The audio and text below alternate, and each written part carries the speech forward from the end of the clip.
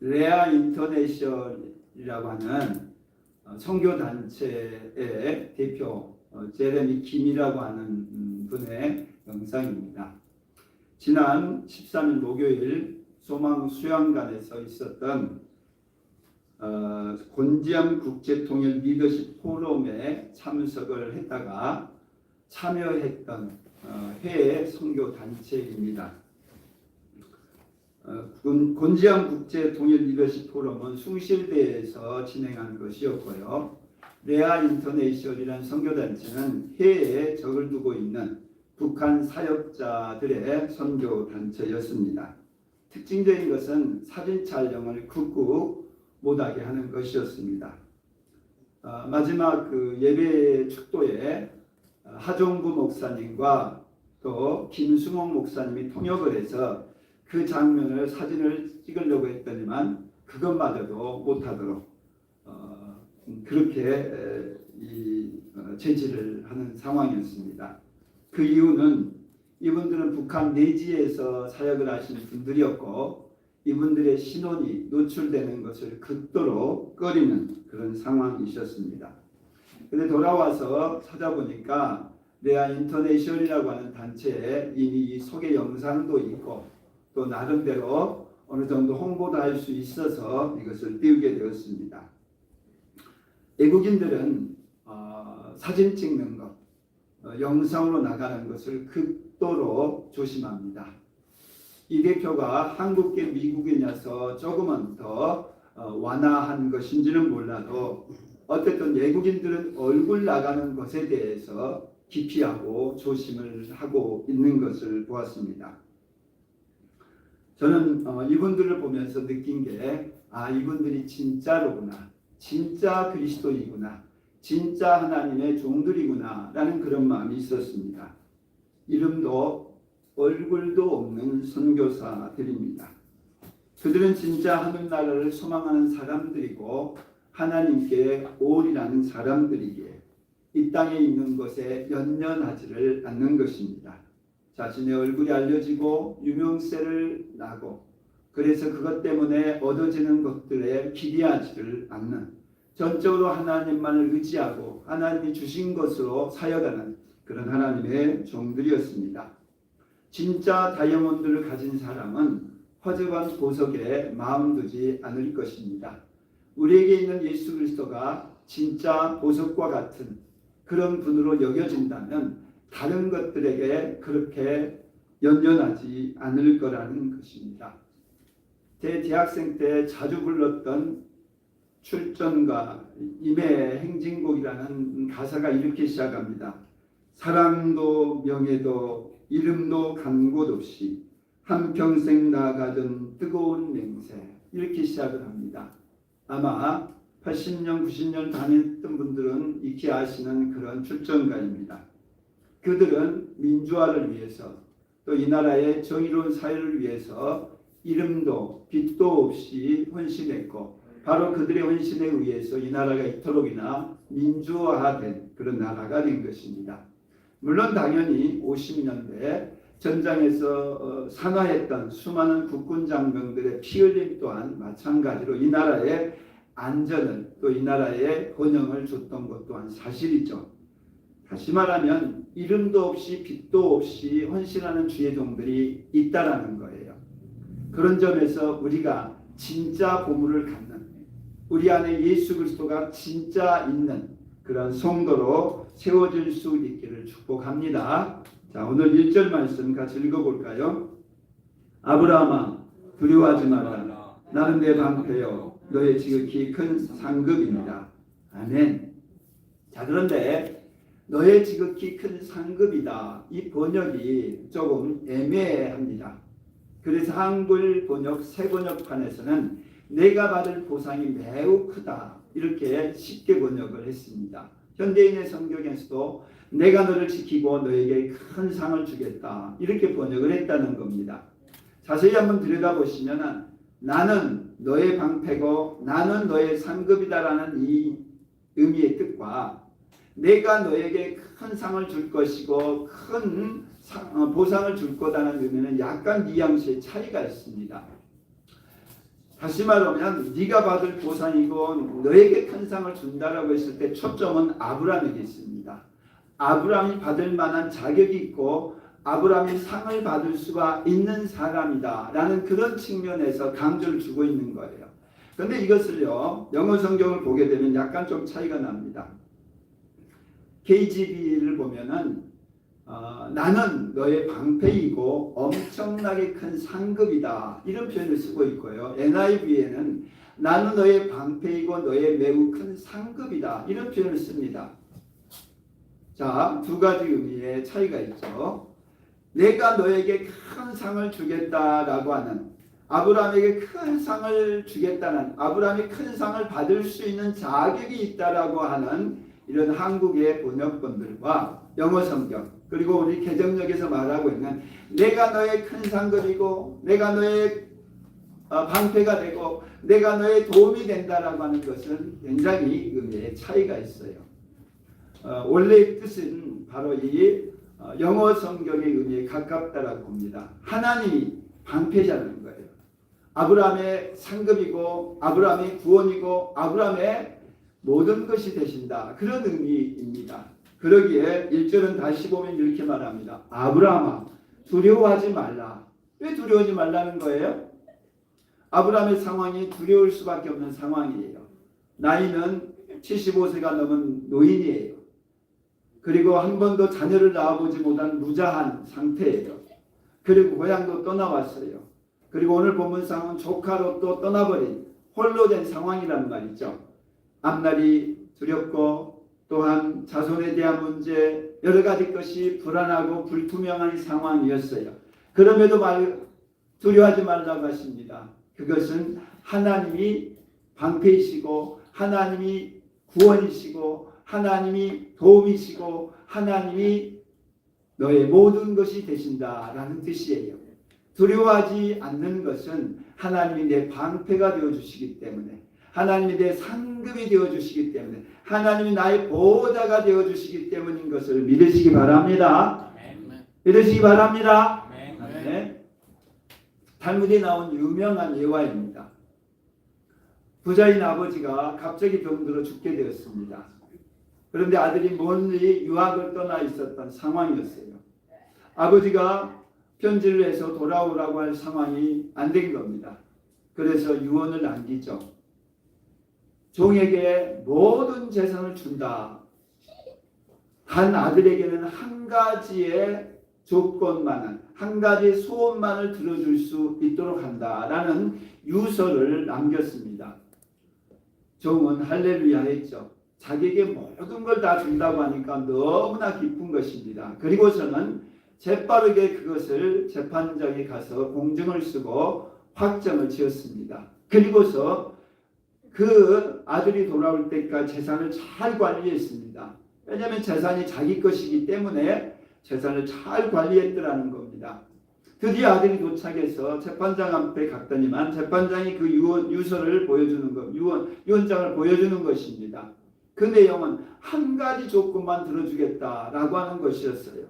왜 아버지가 이렇게 하셨을까를 생각했던 아들이 이렇게 말을 하죠. 맞습니다. 모든 재산은 종의 것 맞습니다. 저는 그 종을 저의 종으로, 저의 소유물로 삼겠습니다. 라고 말을 했지요. 종에게 있는 모든 것들을 이 아들에게 물려주기 위해서 아버지가 짜낸 지혜였습니다. 종을 소유하게 되면 종에 있는 모든 것까지도 이 아들의 것이 될 수 있었던 것이죠. 아브라함에게 하나님이 그와 같은 존재입니다. 아브라함에게 하나님은 상급이 되어주신 거죠. 하나님을 소유하게 되면, 하나님을 상급으로 삼게 되면 하나님에게 있는 모든 것이 아브라함의 것이 된다라는 뜻입니다. 두 번째입니다. 아브라함의 생애는 하나님이 상급이 되어주시는 것을 믿어지고 알게 되고 깨닫게 되는 과정입니다. 자, 12장 17절 읽어볼까요? 여호와께서 아브라함의 아내 사레의 일로 바로와 그 집에 큰 재앙을 내리시니라. 아멘. 아브라함의 생애 속에서 하나님이 상급되어 주신다는 걸 보여주는 첫 번째 사건이 출애굽 12장의 애굽에서의 일이었습니다. 하나님은 아브라함을 갈대아라 우레라고 하는 것을 끄집어내셨죠. 그리고 가나안 땅으로 보내셔서 이 땅을 너에게 줄 것이고 너와 네 후손에게 주는 땅이다라고 말씀하셨어요. 하지만 그 땅에 단 한 평도 가지고 있었지 않았고 자제가 없었던 아브라함이었습니다. 하나님 주셨던 약속의 땅에 도착을 했는데 기근이 든 거죠. 하나님이 주셨던 약속 속에도 기근이 찾아온 거예요. 그래서 먹고 살기 위해서 내려간 땅이 애굽이었어요. 근데 애굽에 내려갈 때 아브라함은 자기 부인 사라에게 이렇게 말합니다. 당신은 너무 예뻐서 당신이 만약에 애굽 땅에 갔을 때 나를 죽이고 당신을 빼앗아 갈 수 있으니 당신과 나는 이종사촌지간이니까 이제부터는 누이라고 하고 내 아내라고 이야기하지 말라. 그렇게 얘기를 하고 내려갑니다. 아니나 다를까 그 미모가 알려지게 되었고 급기야는 애굽 왕에 의해서 그 누이를 빼앗기는 상황이 벌어집니다. 부인이 아니니까 빼앗아도 문제가 없는 거죠. 그리고서는 그 지참금으로 돈을 받았겠죠. 일이 벌어진 거예요. 부인을 빼앗긴 일이 벌어진 겁니다. 자, 부인이 바로에게 빼앗긴 상황이 됐다라는 건 무슨 얘기죠? 아브라함과 사라 사이에 자녀를 낳을 수가 없게 되었다, 이 뜻입니다. 하나님은 아브라함과 사라를 통해서 자녀 주신다고 하셨는데 이 자녀를 낳을 수 없게 된 상황이 벌어진 거예요. 그때 하나님이 개입을 하십니다. 그리고서 오늘 보면 바로와 그 집에 재앙을 내리는 거예요. 잘못은 누가 했어요? 아브라함이 했어요. 아브라함이 실수를 했어요. 아브라함이 잘못했단 말이죠. 그런데 불구하고 벌은 바로가 받아요. 그리고서는 도리어 바로가 재물을 주면서 그들을 애굽 땅에서 쫓아내는 일이 벌어지게 됩니다. 기근 들어서 하나님 약속의 땅을 저버리고 갔던 아브라함이었습니다. 그리고 자기 혼자 살려고 부인을 거짓말로 속여서 누이라고 했었던 아브라함이었습니다. 감히 애굽의 왕을 속이고서도 목숨을 부지한다라는 것을 도저히 기대할 수 없는 상황에서 목숨만 살아난 것이 아니라 재물까지도 가지고 살아올 그런 놀라운 기적의 순간을 맞이합니다. 하나님이 상급이시다는 걸 보여준 사건입니다. 두 번째입니다. 그렇게 해서 가나안 땅에 다시 돌아왔습니다. 그런데 그들과 함께 동행했던 사람이 조카 롯이었습니다. 조카 롯은 이 삼촌 때문에 갑자기 부자가 된 겁니다. 함께 애굽 땅에 내려갔고 함께 애굽 왕으로부터 재물을 받은 거예요. 그래서 올라올 때는 금과 은이 풍성했다라고 나옵니다. 그들이 함께 가나안 땅에 정착해 살 때 너무나 부자가 되다 보니까 함께 거할 수가 없는 거예요. 목축을 하는 그들에게 먹을 푸는 한정이 됐고 그래서 아브라함이 제안을 합니다. 조카 롯에게 네가 원하는 땅으로 가라고 제안을 하자 조카 롯이 풍부한 물이 있고 또한 에덴 동산처럼 풍성했던 소돔과 고모라 땅을 선택해서 가게 됩니다. 아브라함은 말은 그렇게 했지만 너무나 마음이 씁쓸했습니다. 조카 롯과 함께 해왔고 고향 땅 떠나올 때부터 애굽 땅에 있을 때부터 또 가나안 땅에 왔을 때도 이 조카 롯이 잘되게 된 모든 것이 바로 이 아브라함의 공로란 말이죠. 그런데 감사하단 말 한마디 하지 않고 또 선택을 하고 있을 때 남모르게 또 좋은 땅 선택에 떠나버린 이 아브라함, 이 롯을 바라보고 아브라함이 매우 마음이 허전하고 쓸쓸했을 때 하나님이 그를 밖으로 끌어내십니다. 그리고 하늘의 별을 바라보라고 말씀을 하시죠. 그러면서 네 자손이 하늘의 별과 같이 많은 자손이 될 거라고 말씀하시고서는 오늘 이 창세기 13장 15절과 같은 약속을 주시는 거예요. 보이는 땅을 내어한 네 자손에게 주리니 영원히 이를 것이다. 하나님은 땅을 저버리고 애굽으로 내려갔었던 아브라함에게 부인을 팔아먹었던 아브라함에게 도리어 그 부인을 통해서 복을 받게 하시고 도리어 그 땅 대신에 이 가나안 땅을 소유로 허락해 주셨던 것을 볼 수 있습니다. 상급을 받는다라고 한다면 뭔가 잘해서 받을 수 있는 것 아니겠어요? 공부를 열심히 하니까 좋은 학교 가는 것이고 사업을 열심히 해서 돈을 버는 것입니다. 상 받는 것도 열심히 잘해서 받는 것이죠. 그런데 아브라함에게는 잘한 게 없어요. 애굽 땅 내려간 것도 잘한 게 아니었고 부인을 누이라고 속인 것도 잘한 게 아니었어요. 물론 조카 롯에게 양보한 것까지는 잘한 것일 수 있지만 그것을 인하여 마음의 심히도 서운하고 또 허전한 것 또한 잘한 것이 아니었어요. 어찌 보면 아브라함은 수치스러운 사람이었고 불신앙의 사람이었습니다. 그럼에도 불구하고 하나님은 그에게 자녀도 낳게 하시고 그 땅도 차지하게 하셨던 것이죠. 그것은 상 받을 자격이 있는 아브라함이 아니라 상 주시는 하나님이심을 나타내고자 하시는 거예요. 아브라함을 통해서 내가 너의 상급이고 내가 너에게 상 주는 이인 것을 드러내고자 하셨다라는 얘기입니다. 이런 하나님에 대해서 15장 6절 함께 읽어보시기 바랍니다. 아브라함이 여호와를 믿으니 여호와께서 이를 그의 의로 여기시고. 아멘. 유명한 구절입니다. 바울이 이 구절에서 로마서 1장 17절 의인은 믿음으로 산다라고 하는 구절을 해석해냈고 이것을 루터가 오늘날 개신교를 세울 수 있는 이 기초가 되는 구절입니다. 아브라함이 여호와를 믿었다라고 나옵니다. 아브라함의 일생에 수치스러운 일, 부끄러운 일, 그가 하나님 앞에서와 사람 앞에 얼굴 들 수 없는 사람이었다고 그랬잖아요. 그럼에도 불구하고 하나님은 그에게 복을 주셨어요. 복을 주신 이 하나님을 그가 믿게 되었다라는 얘기예요. 하나님을 하나님으로 믿으시기를 축복합니다. 그는 자식이 없었어요. 조카가 떠나버렸어요.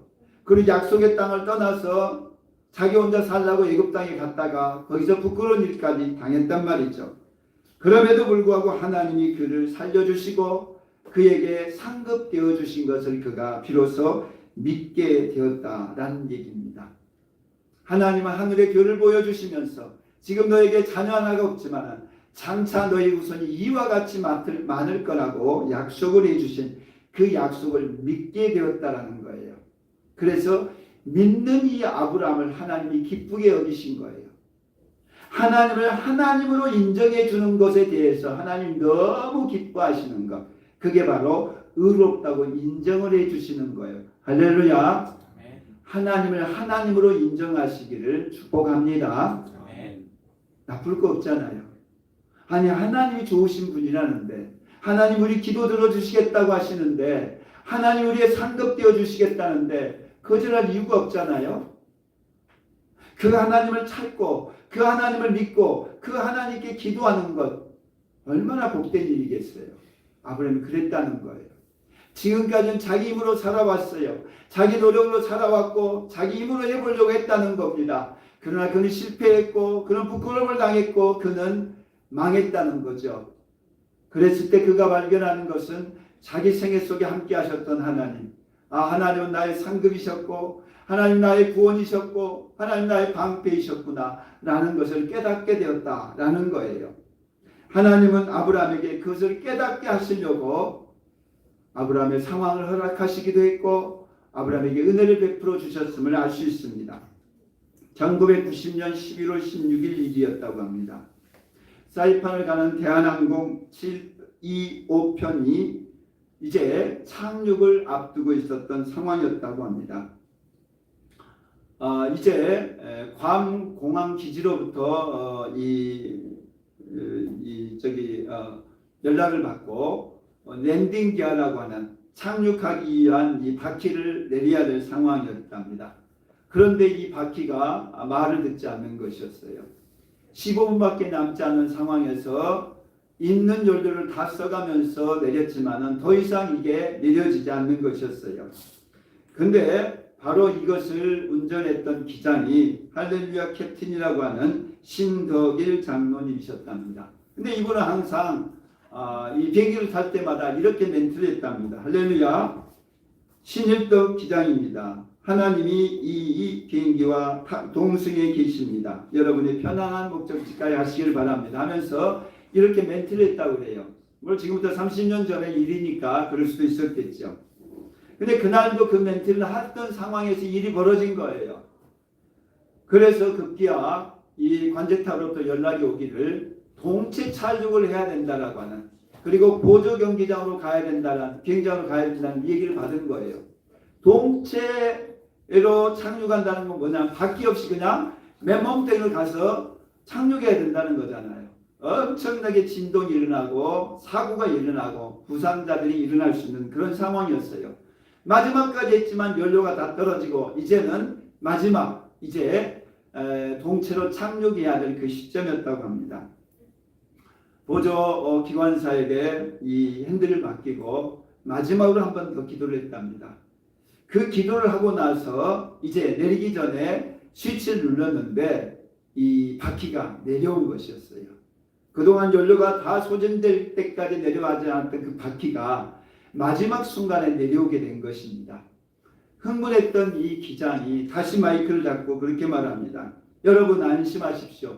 바퀴가 정상적으로 작동했습니다. 하나님이 우리 비행기와 함께 하셨습니다. 할렐루야. 이렇게 감사를 했다고 합니다.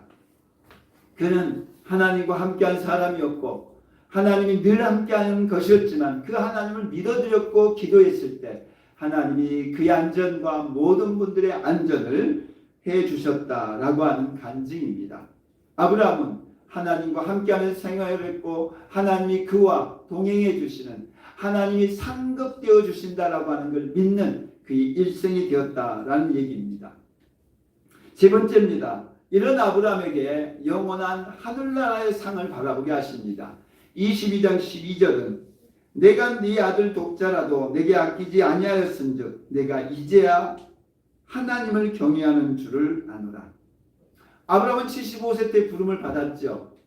그런데 하나님을 믿지 못했어요. 그래서 85세 때 그만 첩 하가를 통해서 이스마엘을 낳습니다. 하나님이 상급이시고 하나님이 구원이시고 하나님이 방패라는 것을 믿으면서도 믿지 못한 게 인생입니다. 그게 아브라함의 일생이었어요. 그래서 아브라함은 85세 때 그만 이스마엘을 낳았던 것이죠. 그리고 그로부터 13년 후에야 비로소 이삭을 낳습니다. 100세 때 아들을 낳습니다. 25년의 세월 동안에 아브라함이 깨달았던 것은 하나님이 하나님이시구나.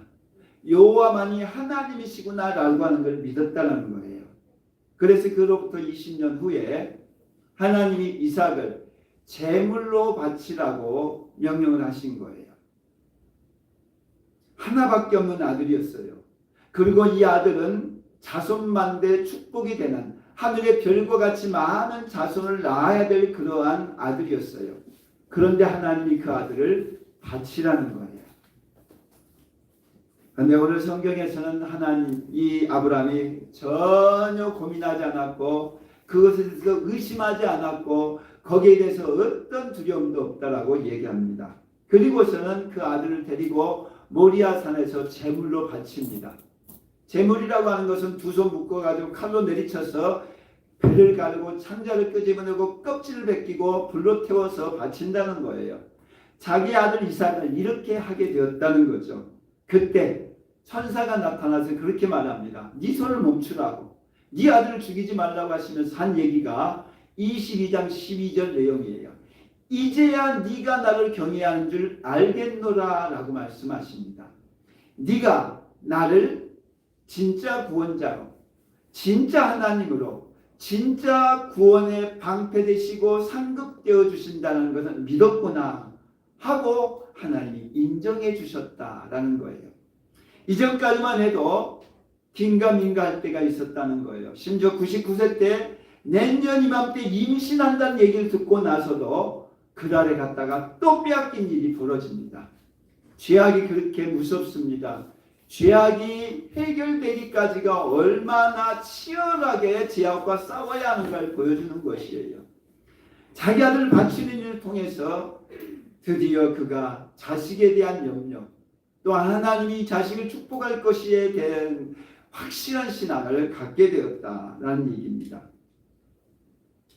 두 번째입니다. 자식에 대한 시험을 통과하고 나서 한 10여 년쯤 후에 사라가 127살의 나이로 죽습니다.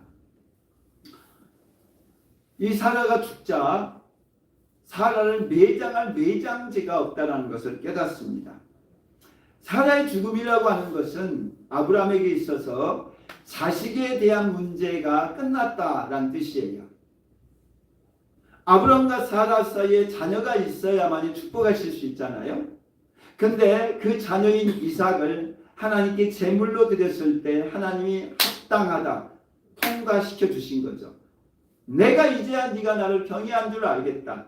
자식 문제에 있어서는 네가 나를 진짜 믿는구나 라고 하는 걸 하나님이 오케이 사인하셨다는 거죠. 그에게는 더 이상 자식 문제에 대해서 하나님이 테스트할 이유가 없다는 거예요. 그리고 그로부터 한 10여 년 후에 사라가 죽은 거예요. 사라를 매장할 매장지가 없는 것을 보고서 막벨라 굴을 사게 됩니다. 사람들은 그렇게 말해요. 당신과 우리 사이에 그냥 묻어도 될 것을 왜 돈을 주고 살려고 하냐고. 그냥 묻으시라고. 그럼에도 불구하고 돈을 주고 거기를 삽니다. 돈을 심어서 그 땅을 산다는 거예요. 그리고서는 이 사라를 거기에 매장을 합니다. 그것은 사라를 매장했다. 이 말은 조그만 땅 한 평 샀다라는 것으로 끝나는 것이 아니라 이 땅이 바로 자손만대의 고향이 되고 자손만대에 묻힐 묘지가 되어지고 이곳이 우리 자손의 땅이 된다라는 그런 의미가 있는 것입니다. 두 가지를 통과한 것이죠. 자식을 주시겠다는 이 약속을 그는 믿게 된 것이고 그 자식의 이 땅을 유업으로 주실 것에 대한 믿음을 가진 것이 두 가지 사건입니다. 그의 아들 이삭을 제물로 드렸던 것과 막벨라 굴을 사는 것을 통해서 그는 하나님으로부터 하나님이 축복의 사람인 것을 믿는 그리고 하나님으로부터 그 믿음을 인정받은 사람이 되었다라는 얘기예요. 히브리서 11장은 아브라함을 한마디로 이렇게 말합니다. 그는 나그네요 애국인이었다 이렇게 표현합니다. 그는 이 땅을 나그네로 살았다는 거예요. 그러기에 그는 장막 속에 살았다 이 표현을 씁니다. 장막은 임시거처입니다. 언제든지 거두면 떠날 수 있는 게 임시 텐트 장막입니다. 그는 이 땅에 영원히 살 것처럼 살지 않았다는 거예요. 잠시 있다가 떠나갈 것처럼 살았던 것 이게 아브라함의 일생이었다라는 거죠. 그러기에 그는 하나님이 계획하시고 지으실 터가 있는 성을 바랐습니다. 우리는 아브라함을 믿음의 조상이라고 해요. 이 말은 아브라함이 예수 그리스도가 오실 것을 믿음으로 기대했던 사람일 뿐만 아니라 그 예수 그리스도가 오셔서 우리를 구원하시고 그 구원하신 우리를 향해서 새하늘과 새 땅의 새 예루살렘 성을 예비해 주시는 분으로 믿었다는 거예요. 그는 가나안 땅을 하나님 주신 약속의 땅으로 믿었고 그의 후손 속에서 메시아도 오고 하늘의 별과 같이 많은 자손이 될 것을 믿었지만 더 그가 믿었던 것은 하나님이 계획하시고 지으시는 영원한 하나님의 도성이 있음을 믿었다라는 거예요. 아브라함을 통해서 하나님은 하나님 되심을 나타내신 것이죠. 그러기에 하나님은 아브라함에게 약속을 주셨고 그 약속을 이루셨어요. 아브라함이 하나님을 상급으로 믿게 되었을 때 아브라함은 하나님의 모든 걸 다 받아들인 자가 되었고 하나님이 상급되어 주신다면 당연히 자손을 축복하시고 땅을 유업으로 주실 것은 당연지사인 것입니다. 아브라함은 바로 하나님을 이와 같이 자신의 상급으로 여겼다라는 것입니다. 지난 목요일날 소망수양관에서 북기청 사무총장인 김광호 전도사를 만났습니다. 지난 6월달 주빌리 강사이기도 했습니다. 근데 이 친구가 그때 보고하기를 간증하기를 청소년들과 함께 캠프를 한다는 거예요. 탈북 청소년들과 함께 캠프를 한다는 겁니다. 그러면서 지금까지 이 일을 신학생 시절부터 해왔고 올해도 할 거라고 지난 6월 달에 간증을 한 거예요. 그래서 그날 만나서 궁금해서 물어봤습니다. 어떻게 진행이 되고 있냐 그랬더니만 지원자들이 많아져서 그 탈북자들이고 또 고려인들이고 이제는 제1교포들까지 그 청소년들을 수련한다는 거예요. 그런데 숫자가 많아지다 보니까 예산을 3천만 원을 세웠는데 1,000만 원이 부족하게 되었다는 거예요. 근데 오는 인원수를 막을 수가 없고 그래서 고민이 된다. 기도하고 있다. 이 얘기를 하는 것이었어요. 그래서 일단 그 공문장 보내보라고 해서 이제 공문을 받았습니다. 물론 탈북자 60명과 신학생과 또 스태프들 60명 1대1로 하는 수련회 어찌 보면 굉장히 풍성한 그런 수련회이긴 했습니다. 그런데 이 일을 후원회가 없이 혼자 하고 있다는 것이 너무 놀랐습니다. 신대문을 다닐 때부터 시작을 했었고 지금 5회째라고 합니다. 그리고 그 신대원에 있는 북한 선교 동아리가 후원을 하는 그런 후원을 통해서 이루어진다고 그래요. 보통은 후원회가 세워지고 이사회가 있고 다 그런 조직들이 있어서 이루어지는 것인데 그냥 맹목적으로 하는 거예요. 물론 뭐 장단점이 있긴 있습니다. 근데 그걸 보고서 마음속에 그 감동이 왔어요. 지난 6월 달에 청소년들, 북한 청소년들, 물론 남한 청소년들 같이 하겠지만 그래서 이들에게 어떻게 하면은 도움을 줄 수 있을까 그런 마음이 있었는데 한 1,000만 원 정도 부족한다고 하니까 우리가 좀 헌금했으면 좋겠다라는 마음이 드는데 한편으로는 우리가 얼마나 할 수 있을까 이게 갈등이 되는 거예요. 그래서 고민을 하다가 우리 교회 성도 하나한테 전화했어요. 이런 일이 있다. 그러니까 할 수 있으면 해라 라고 그렇게 요청을 했습니다. 그리고서는 이 일에 우리가 헌금해야 되는 마음을 주신 것이 왜 그랬을까라는 생각이 들었던 것은 지난 주간에 유나가 이 주니어 주빌리 캠프에 참여한다라는 이 얘기를 들었어요. 근데 사실 그 얘기를 들었을 때 확신이 안 섰어요. 또 유나 그러다가 또 바꿔지지 않을까? 또 가서 어떤 일이 벌어질까 하는 그런 이 반신반의하는 마음이 있었습니다. 근데 이 유니블 하트 캠프 얘기를 들었잖아요. 탈북 청소년들이 와서 또 탈북자들이 그 주간에서 그 일을 하겠다는 거잖아요. 그러면 거기다가 심겠다라는 마음을 가지면서 유나도 이번에 가서 꼭 은혜를 받아야 되겠구나. 또 은혜를 받기 위해서라는 먼저 우리가 믿음으로 심는 게 필요하겠다. 그런 마음이 있었던 것이에요. 그래서 저도 등록을 하게 되었고 또 가게 되었습니다. 물론 또 변화가 어떻게 있을지 모르겠어요. 그러나 믿음으로 심고 보이지 않지만 보이는 것처럼 바라보고 나아간다면 반드시 응답은 있을 것이고 좋은 결과가 있을 거라고 기대합니다. 아브라함이 그랬다는 거예요. 보이지 않아요. 보이지 않지만 그는 보이는 것처럼 믿었다는 거예요. 그리고 영원하신 하늘의 도성을 바라보며 살았다라고 말씀을 합니다. 말씀 마칩니다. 아브라함은 하나님이 상급인 사람이었습니다. 하나님이 상을 베풀어 주신 정도가 아니라 하나님이 상급된 사람이라는 거예요. 그러니 하나님이 상급이시면 하나님이 다 주시는 거 아니겠어요? 하나님이 내 편이신데 하나님에 있는 모든 것이 다 내 것이 되는 것 아니겠습니까? 아브라함이 그 하나님을 인정하게 된 것이 그의 일생이었어요. 그가 모든 일에 있어서 하나님을 인정했을 때 하나님은 그를 의롭다고 인정해 주셨을 뿐만 아니라 아브라함에게 당연히 주셔야 될 자손과 땅을 주셨던 것임을 알 수가 있습니다. 우리가 예수 그리스도를 주로 믿을 뿐만 아니라 하나님을 우리 아버지로 믿습니다. 믿는다라고 하는 것은 하나님이 나의 구원이시고 나의 상급이시고 나의 힘이시고 나의 도움이시고 나의 모든 것이 되신다라고 하는 뜻입니다. 우리 모두가 예수 그리스도를 나의 주로 믿는, 그래서 그 주님이 주시는 풍성한 은혜를 누리시기를 축원합니다.